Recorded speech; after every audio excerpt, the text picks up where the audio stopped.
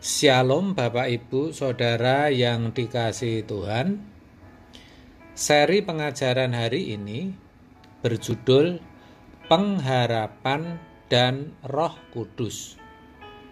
Sudah saya jelaskan bahwa untuk memiliki pengharapan beroleh kemuliaan Allah tidaklah mudah, karena orang percaya harus hidup seperti Yesus. Tetapi apa yang mustahil dalam pandangan manusia sangatlah mungkin bagi Allah. Maka dikatakan dalam Roma 5 ayat 5 demikian. Dan pengharapan tidak mengecewakan, karena kasih Allah telah dicurahkan di dalam hati kita oleh Roh Kudus yang telah dikaruniakan kepada kita. Ayat ini menegaskan bahwa pengharapan yang sepertinya berat, bahkan terkesan mustahil itu, pada akhirnya akan menjadi pengharapan yang tidak mengecewakan. Artinya akan bisa benar-benar dialami oleh orang percaya. Hal itu karena adanya kasih Allah. Dia yang telah mengaruniakan Roh-Nya sendiri, yaitu Roh Kudus, ke dalam hati setiap orang percaya.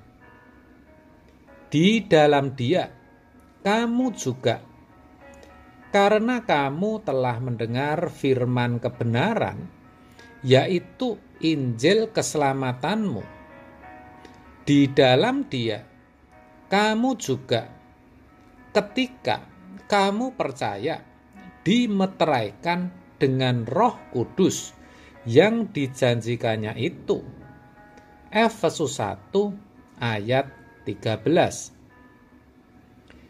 Ketika orang percaya kepada Yesus, Roh Kudus dimeteraikan untuk menuntun dan memampukannya. Roh Kuduslah yang akan menuntun orang percaya kepada seluruh kebenaran. Artinya, sampai seseorang bisa sempurna seperti Bapa atau serupa dengan Yesus. Itulah sebabnya Roh Kudus disebut sebagai Roh kebenaran. Demikian dituliskan dalam Yohanes 16 ayat 13. Tetapi apabila Ia datang, yaitu Roh kebenaran, Ia akan memimpin kamu ke dalam seluruh kebenaran.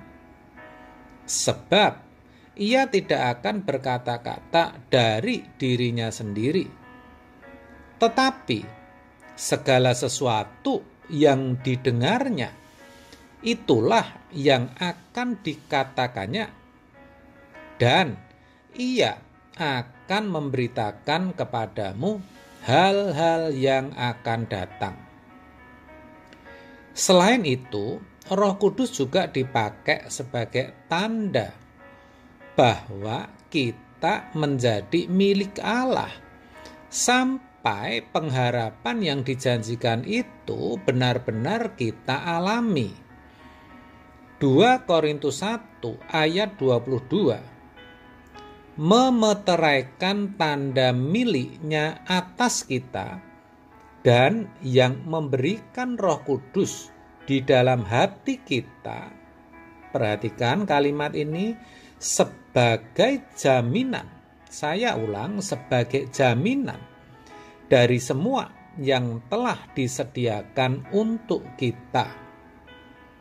Ini tentu suatu hal yang luar biasa, membuktikan bahwa kasih Allah benar-benar dinyatakan dalam setiap pribadi orang percaya. Upaya Allah untuk mewujudkan pengharapan itu tidaklah main-main. dan bahkan sudah selesai dikerjakan. Kristus telah mati untuk menebus semua dosa manusia, sehingga manusia beroleh pembenaran, sehingga bisa diperdamaikan, bisa dibawa kepada Allah. Lalu Allah memberikan Roh Kudus-Nya, sehingga orang percaya bisa dituntun kepada seluruh kebenaran atau bisa mengerti Injil keselamatan dengan benar. Masalahnya sekarang tergantung pada kita sendiri. Sebagai orang yang sudah mendengar Injil, yang sudah dimeteraikan dengan Roh Kudus Allah, apakah kita mau menjadikan pengharapan itu tidak mengecewakan?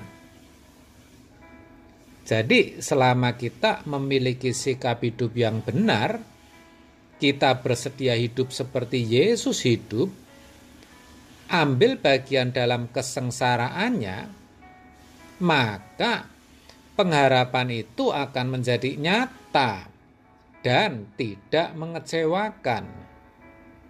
Sebaliknya, kalau kita asal hidup, maunya yang enak-enak saja, hanya menuruti keinginan, hasrat, dan nafsu duniawi kita, maka pengharapan itu akan jadi mengecewakan, yang artinya tidak mungkin kelak kita alami. Kemuliaan Allah itu akhirnya hanya menjadi suatu fantasi hidup belaka. Dan itu juga berarti kita sudah menyia-nyiakan kasih karunia Allah. Saudara, jangan begitu. Mari kita jadikan pengharapan itu suatu kenyataan. Amin. Tuhan Yesus memberkati.